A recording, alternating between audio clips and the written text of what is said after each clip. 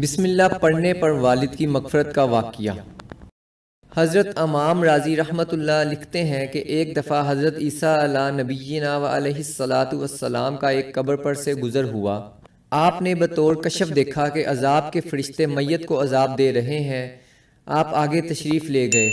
اپنے کام سے فارغ ہو کر جب دوبارہ آپ کا گزر اس قبر سے ہوا تو آپ نے دیکھا کہ اس قبر پر رحمت کے فرشتے جمع ہیں اور ان کے پاس نور کے طبق ہیں۔ آپ کو اس پر تعجب ہوا۔ آپ نے نماز پڑھی اور اس واقعے کی حقیقت معلوم کرنے کے لیے اللہ سے دعا کی۔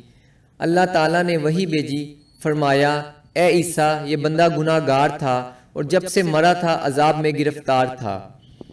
یہ مرتے وقت اپنی بیوی چھوڑ گیا تھا جو کہ حاملہ تھی۔ اس عورت نے اس کے بیٹے کو جنم دیا اور اس کی پرورش کی یہاں تک کہ وہ پڑھنے کے قابل ہو گیا۔ اس عورت نے اس بچے کو مکتب میں بھیجا۔ استاد نے اسے بسم اللہ الرحمن الرحیم پڑھائی۔